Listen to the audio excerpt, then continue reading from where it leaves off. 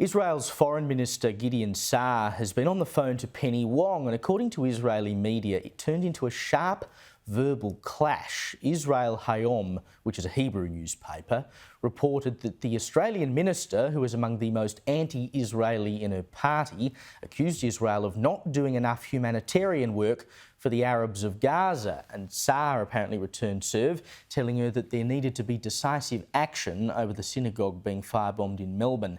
Let's bring in Liberal MP Henry Pike and Libertarian commentator Kristen Abraham. Welcome to you both. Henry, it sounds like it was a bit of a testy conversation and probably one that Penny Wong deserved. It certainly does sound like that, Caleb, but I don't think that Penny Wong should be surprised by that. She's presided over a massive shift in Australia's policy approach to the question of Israel and Palestine over the course of the last 14 months. And this is a really big departure from where the Labor Party once stood. This isn't the Labor Party of Doc Evatt, who saw the creation of Israel through the UN General Assembly. This isn't the party of Bob Hawke anymore. This is a party that's trying to placate, trying to appease a certain demographic within their base. And she's shifting the government. She's leading this policy shift, and she's shifting us way apart from where the bipartisan approach to Israel once was just a couple of years ago. Well, you can understand, Kristen, why Israel may be taken aback by the position that Australia has taken. It's a departure from our general policy, it's a departure from Labor's policy, and it's a pretty clear departure from our Western allies. Absolutely. And look, I'm glad that Penny Wong got a spray because she kind of deserves it, to be honest, Caleb. And I don't know what the solution is in the Middle East, but I can tell you right now it's not Wong. As you said, Caleb, they are our ally. Israel is our ally.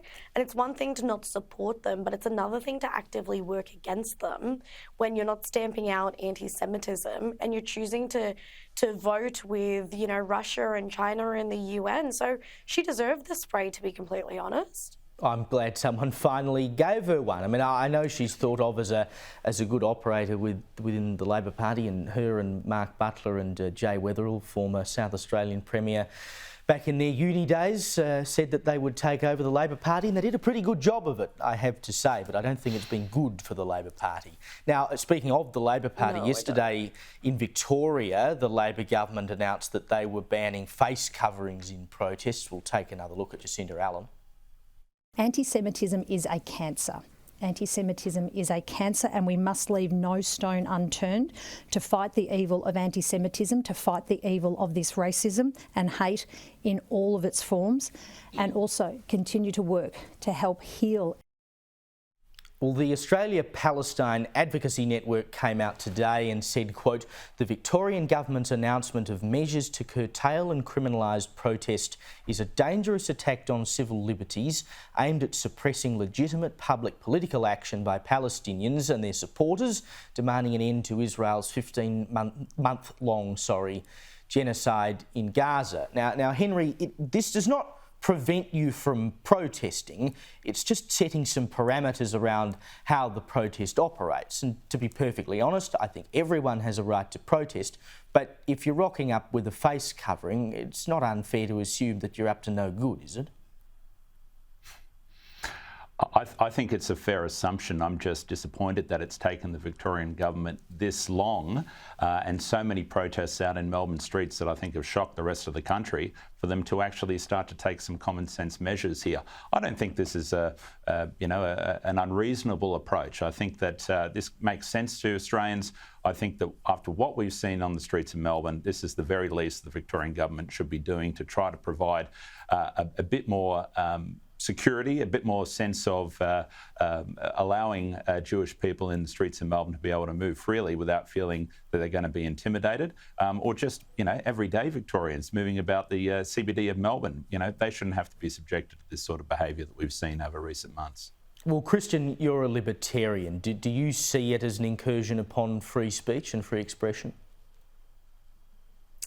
Yeah, with all due respect to Henry, I don't think it's the least that the Victorian government can do. I think the least that they could do was enforce the laws that we already have in place about not doing any harm or not being a nuisance or, all of the other items that they're breaking laws in, rather than going, okay, well, let's enforce more protest laws. And keep in mind, the Victorian government used laws to the fullest extent in the pandemic when people were trying to peacefully protest. They kettled protesters in and arrested them and charged them with incitement as well. Now, I don't necessarily agree with all of the behaviours the Victorian police did, but clearly it showed that there is a full plethora of the law that is available to them. So yes, I do believe that there is a impact here on the potential for peaceful assembly. And the thing about freedom is the government takes it away bit by bit, and it is very hard to claw back once it's gone. What we should be doing is defending individual rights of everyone, including the Jewish community, not suppressing them by bringing in more laws. Well, it's a bit like tax in that way, and I said the other night on the Sunday Showdown, it's a bit rich, I think, to see people like Jacinta Allen, who have allowed anti-Semitism to fester by showing a total lack of leadership, now saying that they are the solution to the problem with laws. This hasn't been, the proliferation of anti-Semitism has not been a failure of the law, it's been a failure of leadership that has led to social division instead of cohesion. Absolutely. Now, how's this for a great bit of government waste? The Daily Telegraph reports today that taxpayers were charged $5.4 million for a review into Sydney's toll network. Now, to this point, this review has delivered no actual changes. The government hasn't done anything with it. So this expenditure included $145,000 on flights and accommodation, $1,550 for a two-night stay in a five-star hotel. And the former ACCC chairman, Alan Fels, he headed up this report. He was paid $1 million for it. I mean, for goodness sake, Henry, why do we need to pay someone $1 million to tell us what's wrong with the toll system? I mean, he came back, his offsider was given $600K as well. They came back and said, oh, well, you should have a toll both ways on the Sydney Harbour Bridge and the Eastern Distributor. I mean, that's $1 million worth of advice. I was confused as to why they needed to even travel to undertake this review. Surely, where are they going? They should be analysing the... I don't know. Maybe they had to go through a few toll roads to build up that sort of expenses. But I just found it remarkable. Certainly that the outcomes seem to be rather limited. I'd be really questioning it if I was the minister, to be going, right, okay, well, what do we get out of that? And let's make sure we never undertake a review of such a grand scale for something quite minor. Well, you know, if they just spent that $1 million on cutting people's tolls, it might have gone a lot further. But so often, Christian, when we talk about stories like this on the Late Debate, my usual show, I always say, God, what am I doing sitting here? I need to get my hands on some of these government contracts. Here's another one of these government contracts I wish I could get my hand on. I mean, people obviously see, whether it's businesses or Alan Fels or whoever, you see the government coming and then you just add another zero onto the end of whatever the figure is. Absolutely. So, Caleb, I do have good news for you. There's, trouble with the train services in New South Wales, but I have found out that there is one train running perfectly, and that is the Gravy train in New South Wales.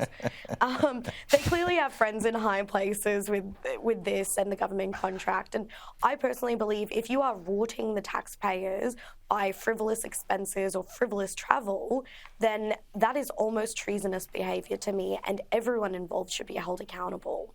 Well, you know what? The problem is, I've often said it's only a rort if you're not in on it. And this is the thing. The government is paying this money. Caleb. I mean, but they don't blink at it. The government doesn't even blink at it. $1 million, what's that to them? It's our money. I mean, they should take better care of our money when they are spending it. But they don't know that it's our money. They think it's their money. Oh, someone else will have to worry about that. Christian Abraham, Henry Pike, thank you so much for your time.